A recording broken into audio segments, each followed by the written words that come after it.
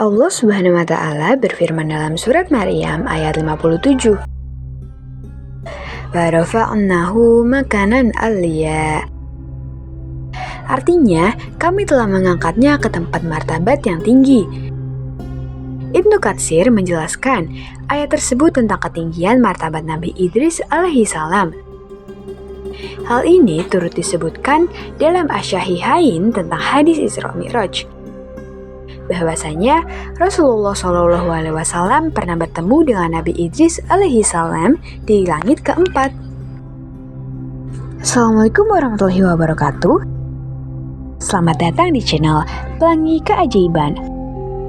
Kali ini kita akan membahas kisah Nabi Idris alaihi salam yang meninggalkan sandalnya di surga. Pada suatu ketika, karena kepandaian dan ketaatan Nabi Idris alaihi salam kepada Allah Subhanahu wa Ta'ala membuat malaikat Israil sangat mengaguminya dan berkeinginan bertemu dengan Nabi Idris alaihi salam. Lalu, malaikat Israil meminta izin kepada Allah Subhanahu wa Ta'ala untuk turun ke bumi. Malaikat Israil secara diam-diam menyamar sebagai laki-laki yang tampan dan bertamu ke rumah Nabi Idris alaihi salam. Nabi Idris alaihi salam pun mempersilahkan tamunya untuk mengetuk pintu rumahnya untuk masuk ke dalam rumah.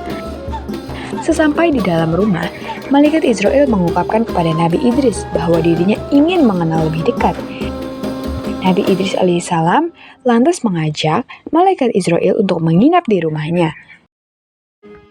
Kegiatan di dalam rumah tidak banyak dihabiskan untuk berbincang, melainkan menghabiskan untuk terus beribadah kepada Allah Subhanahu wa Ta'ala. Malaikat Israil pun diajak untuk makan oleh Nabi Idris alaihi salam, yang kemudian dia tolak dengan alasan dirinya ingin melanjutkan untuk beribadah kepada Allah Subhanahu wa Ta'ala. Hal yang sama terjadi ketika Nabi Idris alaihi salam mengajak untuk tidur, karena sudah malam. Namun tamunya tersebut tetap menolak ingin melanjutkan ibadahnya.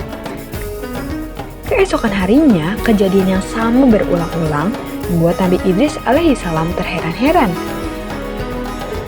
Lantas Nabi Idris alaihi salam pun bertanya-tanya tentang siapa sebenarnya tamu itu. Dengan hati-hati beliau pun menanyakan hal itu. "Saya adalah malaikat maut," kata sang tamu. Nabi Idris alaihi salam pun sangat kaget mendengar pernyataan malaikat Israil. Ia mengira malaikat itu datang untuk mencabut nyawanya. Namun dibantah oleh malaikat Israil karena tujuan datangnya adalah untuk mengenal Nabi Idris alaihissalam lebih jauh. Setelah itu, malaikat Israil dibuat kaget dengan permintaan Nabi Idris alaihissalam yang menyatakan bahwa dirinya ingin merasakan dicabut nyawanya. Lalu, atas izin Allah Subhanahu wa Ta'ala, nyawa Nabi Idris alaihissalam pun dicabut oleh malaikat Israil dengan selembut-lembutnya.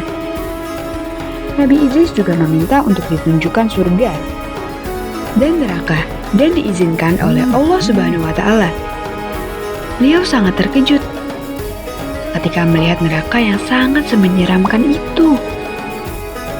Sebaliknya, ketika ia melihat surga, rasa kekagumannya yang sangat besar sebab ia bisa melihat sungai-sungai yang mengalir air jernih, pohon-pohon rindang, buah-buah yang lezat, serta pemandangan indah lainnya. Berkali-kali dirinya mengucapkan Subhanallah, Subhanallah, Subhanallah, dan juga menunjukkan rasa syukurnya terhadap apa yang ia rasakan dan melihatnya. Dan juga menunjukkan rasa syukurnya terhadap apa yang ia rasakan dan ia lihat. Sambil berucap Alhamdulillah, Alhamdulillah.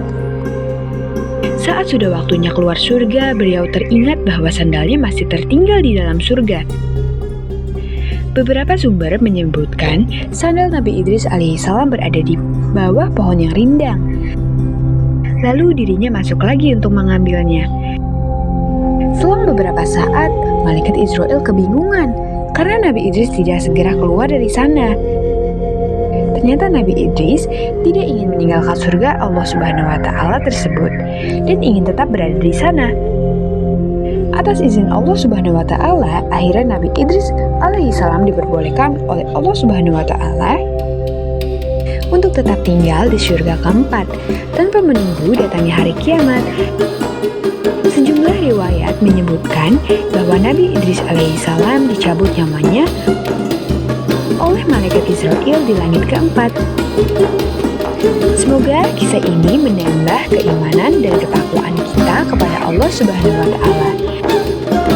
Terima kasih. Wassalamualaikum warahmatullahi wabarakatuh.